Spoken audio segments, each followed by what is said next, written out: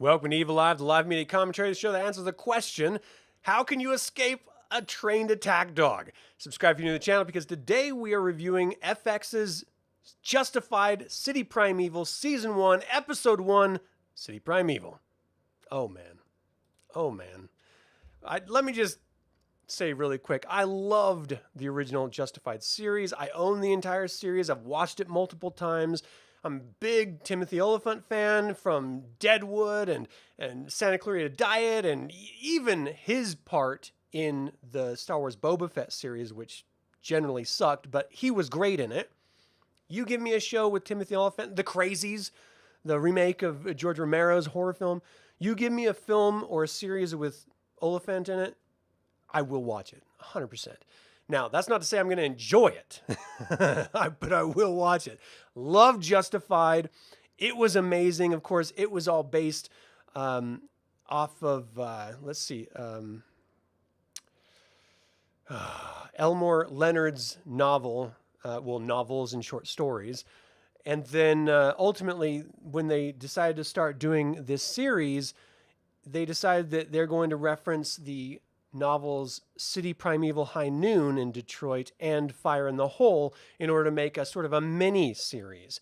And so that's what this Justified City Primeval is. It's a mini series based on those stories, but they wanted to tie in Timothy Olyphant's character, and so they reworked the story a bit with the estate of Elmore Leonard.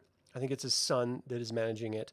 And so this is all approved, and he's an executive producer and everything. So it's not like they're trying to completely change the stories or anything. They're just reworking it so that they can have Olyphant come back in and really push this story forward. So the series continues the story from Justified, taking inspiration from Elmore Leonard's novel City Primeval High Noon in Detroit and Fire in the Hole. It's being adjusted to use Raylan Givens as the protagonist instead of, I've never read those novels, so whoever it was in that. The production was temporarily halted while filming in Chicago when 4 cars broke through set barricades and engaged in a gunfight. Like, for real. That wasn't part of the show, which it actually would seem to be because that stuff happens in the show all the time, but this is just Detroit being Detroit. So, okay. Sony Pictures Television increased security to the production because of it, but 3 weeks later, filming was interrupted again when an incendiary device was thrown towards the set. It didn't explode, and no one was injured, but it just goes to show Detroit is special, we'll say. So Paul Calderon reprises his portrayal of Raymond Cruz from Out of Sight in 1998, starring George Clooney and Jennifer Lopez, adapted from the Elmore Leonard novel of the same name. And there's actually a time when Quentin Tarantino was going to come in and direct one of these episodes, maybe write and direct the episode, because he's a huge Leonard fan. He, of course, made Jackie Brown, which is a spin of one of Elmore Leonard's stories. So that was pretty cool if it would have worked. It probably would have been a great episode. I think he's a fantastic filmmaker. All right, so the series logline is this. Raylan Givens left Kentucky for Miami, where he continues working as a U.S. Marshal while helping to raise his daughter. He soon finds himself in Detroit pursuing the Oklahoma Wildman, Clement Mansell, who has been eluding the Detroit police force. Of course, Timothy Olyphant is reprising his role as Raylan Givens, a deputy U.S. Marshal. Ajanou Ellis is Carolyn Wilder, a defense attorney. Vondi Curtis Hall is Marcus Sweetie Sweetened, owner of a neighborhood bar. Adelaide Clemens is Sandy Stanton, Clemens' partner. Marin Ireland is Maureen Downey, a Detroit police DPD detective. Victor Williams is Wendell Robinson, a DPD detective. Norbert Leo Butts is Norbert Brill. Not much of a change there in the name, but okay. He's also a detective. Boyd Holbrook is Clement Mansell, a violent and ruthless criminal known as the Oklahoma Wildman. He's the main antagonist of this series. Well, the antagonist of this series. And then, of course, Vivian Olyphant, which is Timothy Olyphant's daughter, real-world daughter, plays his daughter in this series, Willa Givens. She's 15. So, first of all, the dynamic between Raylan and his daughter is exactly like my dynamic with my daughter, which is not great. You know, it's a little bit of, I guess it's like any young lady with her father at that age, 15, 14. They just sort of think they always know better and they're just not wanting to do what they're told. It's understandable. But we open with this really great scene of him driving her to this camp, and she keeps trying to make side stops like any prisoner would, that Raylan would normally drive to a prison or a holding cell. And he's just making this funny comparison to all of the tactics she's trying to use to divert them from their ultimate destination. He's seen before, so this is nothing new. I just love that connection right there. So this entire episode was directed by Michael Diner, written by Dave Andrun and Michael Diner, and it aired July 18th, as with the second episode, which I have yet to see, actually. So the synopsis is: the 15 years after Raylan Givens left the hollers of Kentucky, a chance encounter in the Florida swamps sends him to Detroit and places him on a collision course with a violent sociopath and a former defense attorney. So this is a setup episode, which is why it's called City Primeval. It's actually pretty funny the way they do this setup.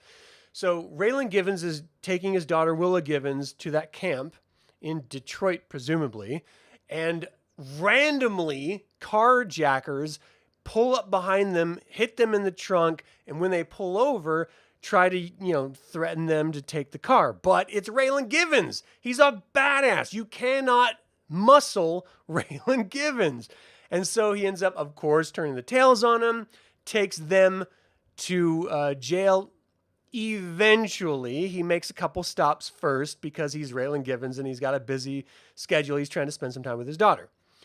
So they ultimately end up in court where the defendant's attorney, Carolyn Wilder, basically shines a light on how much time Raylan Givens took to get them to the court or to the jail cell.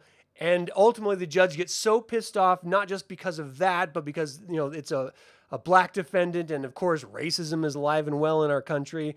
And he doesn't like the verbal play that Raylan Givens is giving him from the bench. He throws the entire case out. And then, of course, puts Raylan Givens and his daughter in a holding cell for a while because they interrupted the proceedings. So we immediately see that this is a modern take on race relations in a modern Detroit. You go back to Detroit 25, 30, 40 years ago, it's not going to be as black and white, literally, as it is today. And so because they're taking a modern sensibility, it becomes much more... it just has more connective tissue to a modern audience. And it's something that I actually really like. I don't mind that they updated the material and sort of added that racial component to it because, again, it feels real and I like realism. So what we ultimately realize is while that dynamic happens, pulling him into Detroit, that same judge had an attempt on his life where his car blew up that morning. And ultimately, that judge asked for Raylan Givens to stay and find out or capture the culprit of that car bombing. It leads them to this chase. They find two hillbillies. I call them hillbillies because they're ignorant white people. I don't know what else you call them. Crackers? Honkies? I don't know. Ignorant white people? We'll just call them hillbillies. They find two hillbillies. And they think it's because it's some sort of personal vendetta. The judge, maybe incarcerated them or something. But the truth is the judge was sleeping with one of the dude's moms. And he was just trying to get back at him. And instead of walking up to him and punching him in the nose like any self-respecting son would, he tried to blow him up in a car. What the... So his total happenstance had nothing to do with the main antagonist that we're sort of being slowly introduced to in this episode. Of course, Clement Mansell, who is just super cool as he's presented. I grew up, my first tattoo, and on my finger, my first tattoo, I got 3 6s with a prison gun, which is basically a Bic pen shell with a G string of a guitar that he filed down in his jail cell. and Indian ink. And he just tattooed 666 on my inner finger and the sigil of Babel. Well, really, it's the Go to Mendez is all it was because it wasn't the circles around it on my arm. So my first tattoos, well, to be fair, it wasn't my first. My second and third tattoos were by this guy that reminds me of Clement Mansell. This sort of habitual criminal that couldn't help himself, it seemed. And he just continued down this path until ultimately it's weird to call him a friend when I didn't really have that deep of a connection with him. I was friends with his girlfriend, and so we were friends by association, but he was an idiot. He ended up dying because he was playing Russian roulette, basically, and he killed himself. So I think he's stupid as shit, even though I did actually like him as a person. And he gave me these, tattoos, which is really great because it creates this really wonderful bonding moment between us. And we'd have these long conversations deep into the night and stuff. I mean, we had a good time. So we were on completely different paths in life. You know what I mean? So that's who this character reminds me of, this Oklahoma Wildman that we're slowly being introduced to, which I really, really dug. But also the defendant, what was her name? Carolyn Wilder. She has some sort of other dealings with an ex of hers. So it sets up this dynamic of this attorney, this defense attorney, is steeped in some form of crime in her own history, even while she's defending criminals. And so that's probably going to compromise her later on in the series, which I'm really looking forward to. But also Raylan Givens kind of digs her. She's a pretty young black woman. She's, attractive. He's not held down by his old ex-wife, and his daughter even tries to get him to sort of connect with her. So I think there's going to be an interesting relationship dynamic that develops there in some way, which should be cool.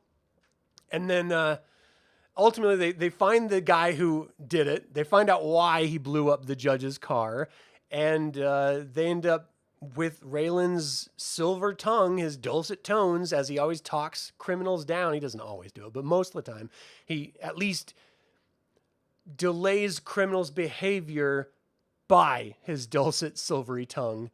And they end up capturing him. But there is this great scene where the local PD are just sort of, puffing out their chests, showing Raylan how badass they are. And they have this attack dog, and they send it up a tree to get one of the criminals. And it's just, you get to know these PD characters, and they're just like exactly what you would assume every asshole cop to be. I am going to take the law into my own hands because I think I know justice more than anyone else, even if it means bending the rules.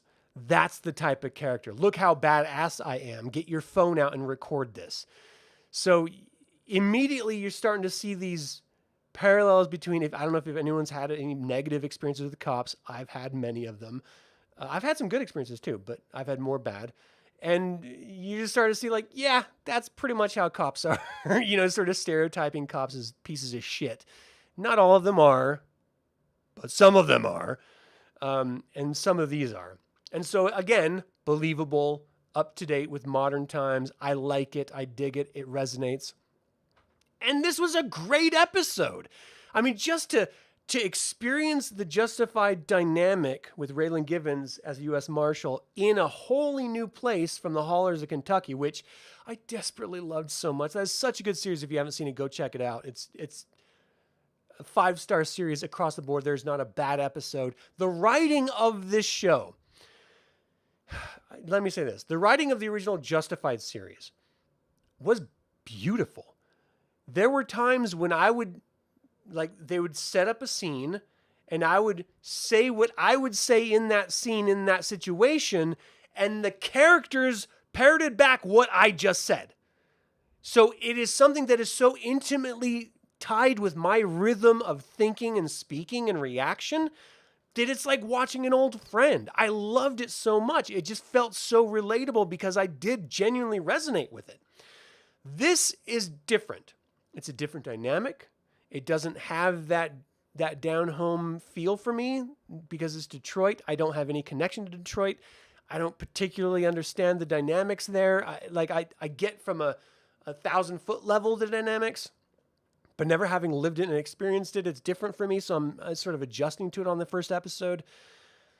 Because of that, because whenever Raylan was involved, it did really feel like Justified. But he is not in the forefront of this. Even while he is on screen most of the show, it feels like the other characters are stepping forward a little bit more, thereby pushing him back a little bit more. And it makes it realistic because he is the interloper. He's the U.S. Marshal from Miami, asked to be a part of this DPD investigation. And so I understand why he's not in the forefront all the time, making the decisions and stuff. But it felt a little odd because anytime you see Raylan Givens on screen, you want him to take charge. You just know he may get his ass kicked. He may get thrown to the ground. He may not do what he tries to do, but you always enjoy watching it nonetheless. And that was missing a little bit. Just a little bit. Not a lot. I still loved it. That being said, I have to give this, because of that, 4 out of 5 evil eyes. If Raylan stepped up and he was really in charge of the scenes and the moments, I would have definitely given him more. But this is a great first episode to what is probably going to be a wonderful sort of mini-series follow-up to the original amazing Justified series. So I would highly recommend, if you like... I don't even know how, because yes, it's a cop show, but it's not really a cop show. This is an attitude style show more than anything else. And it sounds strange until you watch it, but once you watch it, you'll understand. I don't really dig I understand why they do it. They're focusing on the intro music of like rock and roll because it's Detroit rock city.